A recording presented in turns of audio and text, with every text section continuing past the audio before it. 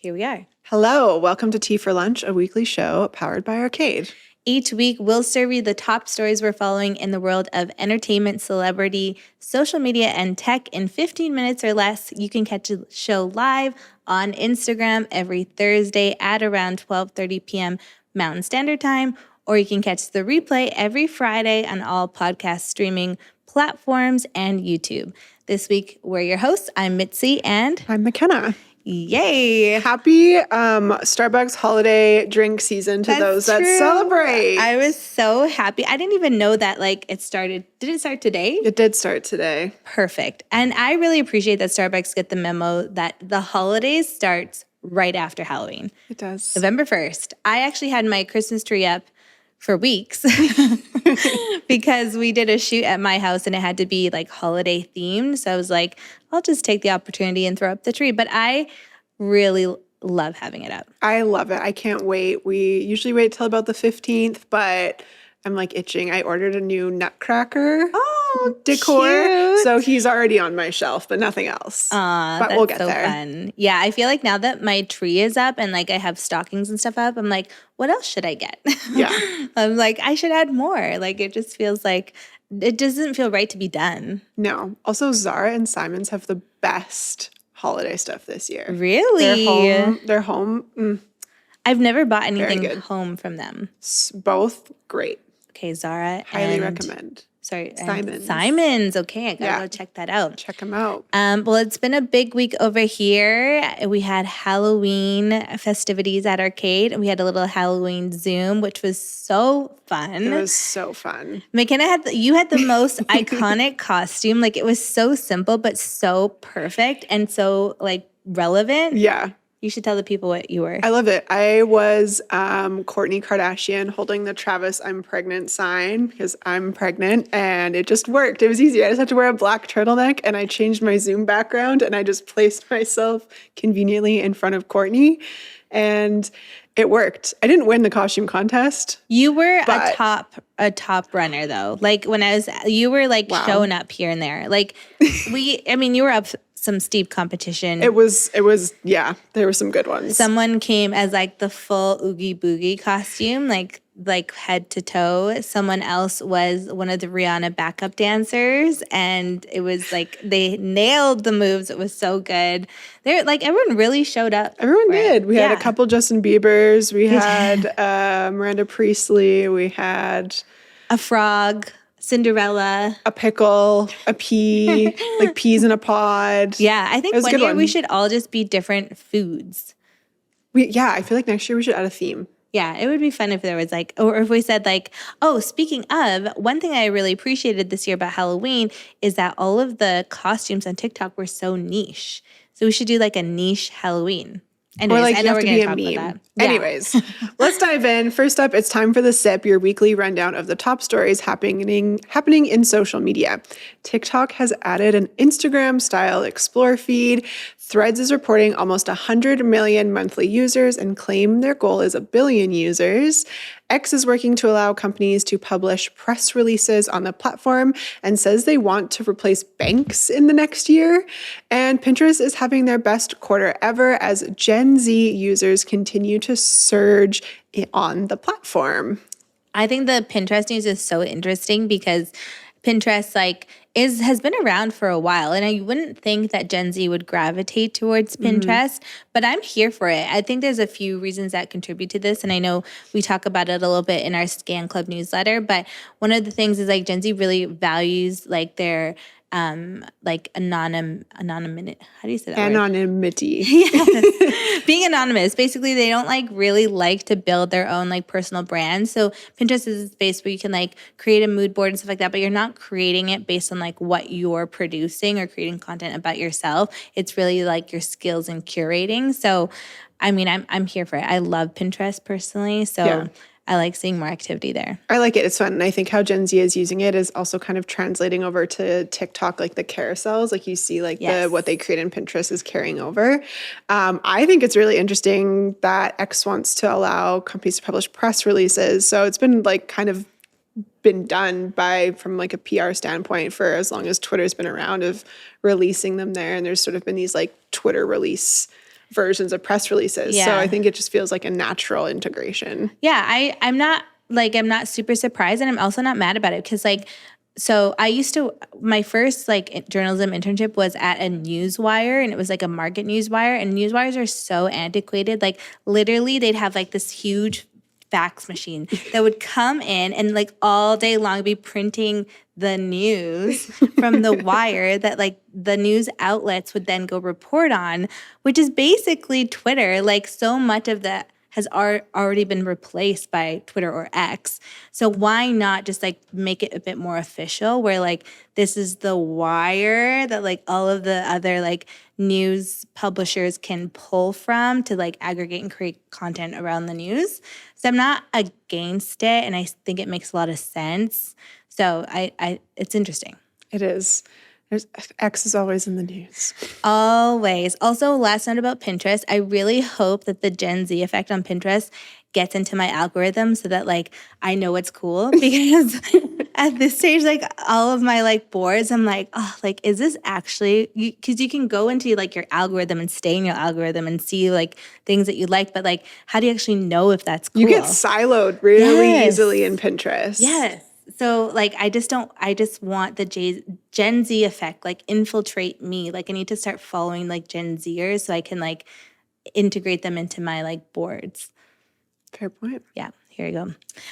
Okay, let's talk about Celebrity Halloween. We already kind of mentioned it already, but it's usually one of the more funner nights of the year to see which celebrities were dressed up, which costumes do we like. And this year was kind of meh. That's a good word for it.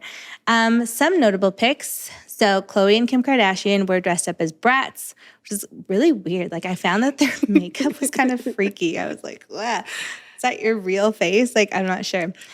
Northwest went as Kanye West's graduation bear, which was so good. Iconic. Lizzo went as Tina Turner. Haley and Justin Bieber were like characters in Scary Movie, which I haven't seen, so I didn't quite catch that.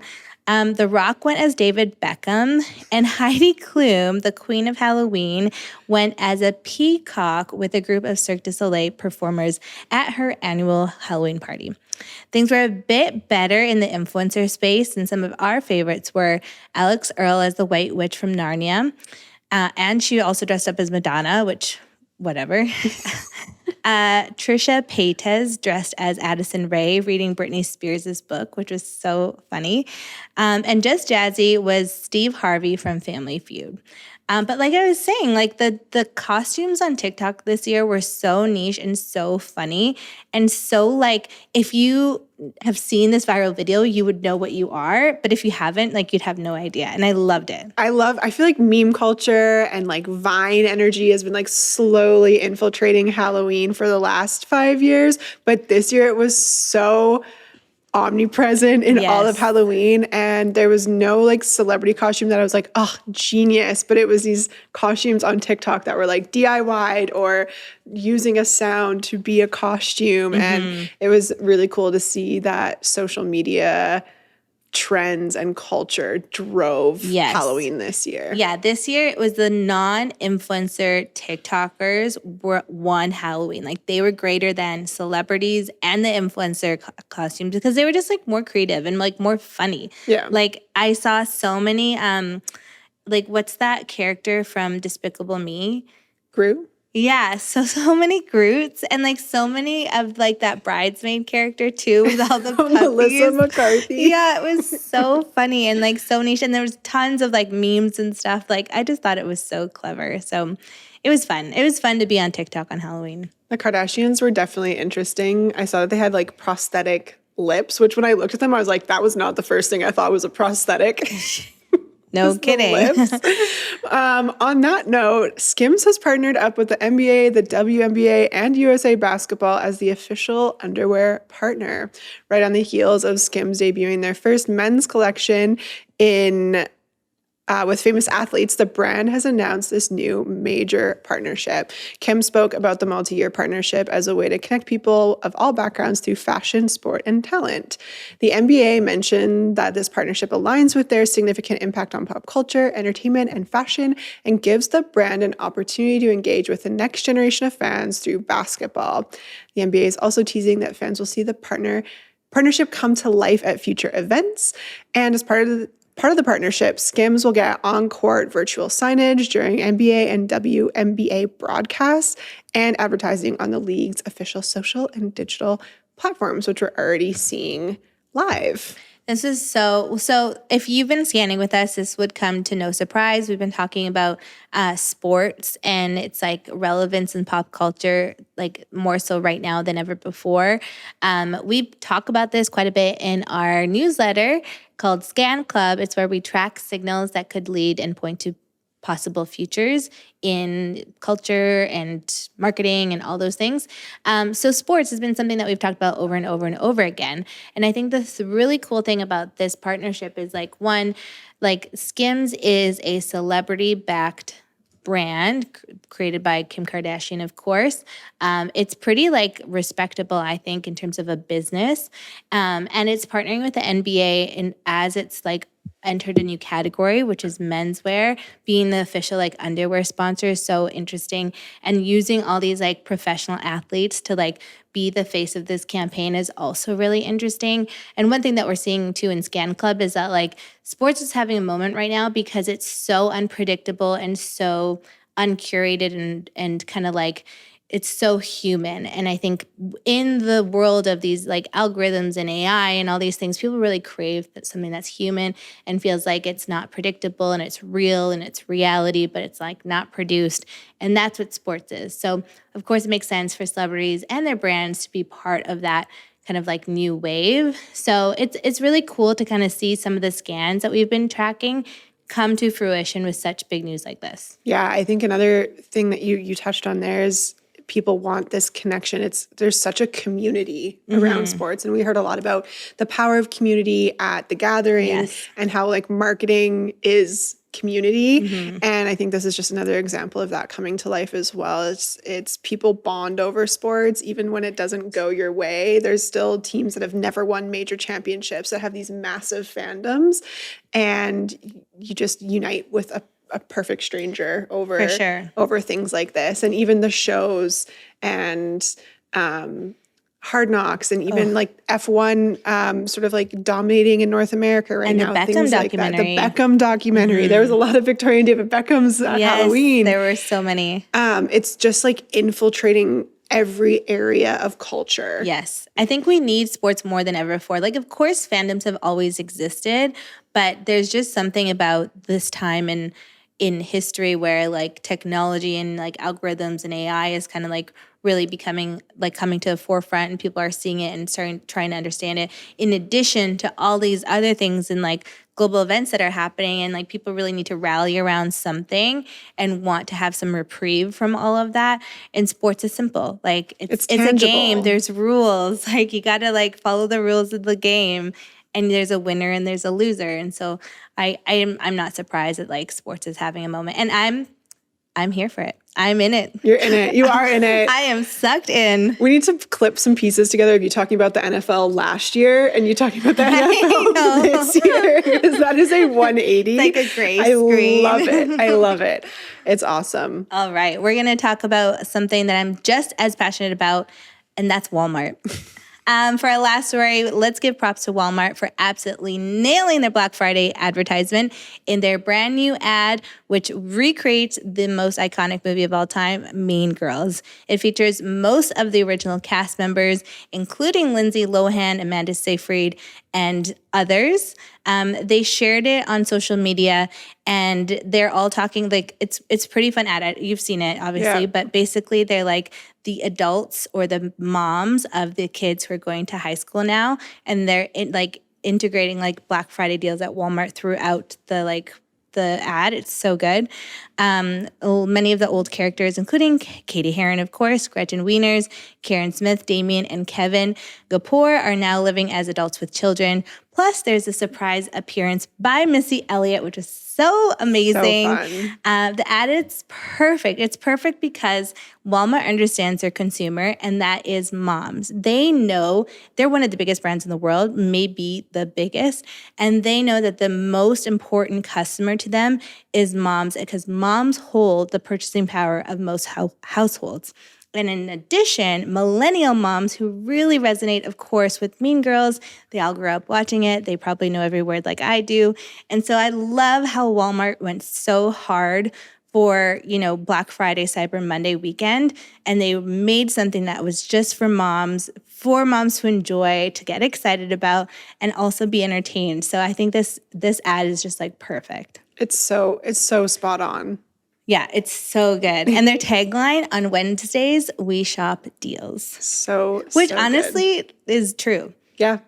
I mean, right now, especially. On always Wednesdays, looking for the deals. For sure. And I think it's so interesting, too, how, Black Friday was, I don't know. I'm so curious what this year will be like because obviously, the recession and inflation and all these things impact how much people are buying and how much discretionary spending they have to spend on things that they don't necessarily need right now. So I'm so curious how this Black Friday will do in terms of purchases.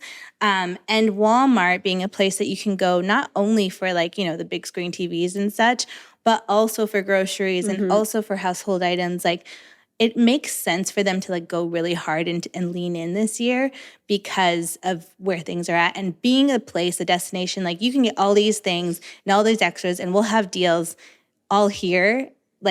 It's so smart. It's so smart. I think this is a really good example. And I don't know if this is the actual people behind it, but there's been a lot of discussion of social media managers being the future CMOs of the world. And I think just knowing how social friendly this campaign is, how social forward it is, and it's not too on the nose, but it's there and people are getting excited about it. This is kind of the embodiment of that marketing is social. And I think just with how excited people are, it's really cool. It's an ad campaign you actually want to watch, and it has that Super Bowl level quality. Yes. Yeah, Black Friday is Walmart's Super Bowl, which makes sense. Why wouldn't it be? Yeah. And I think that I love seeing brands deciding and making choices around how they market and advertise based on what actually matters to their business and not going to the Super Bowl just because everyone else is. Yeah. As a soon-to-be mom, now getting marketed at for mom things, this one really just icing on the cake. I get it. And if you like that, I've already shared this with McKenna, you should check out their Walmart's Mother's Day campaign last year, which featured Cardi B and Jenny Slate and a few other celebrities. It was so funny and so good. And so also just for moms, just for the mommies. I love that they're leaning into it. Walmart is for the moms. Walmart is for the mommies. Okay, now that we've wet your palate, go eat something more substantial. Bye. Bye. Cheers. Cheers. Mine's empty.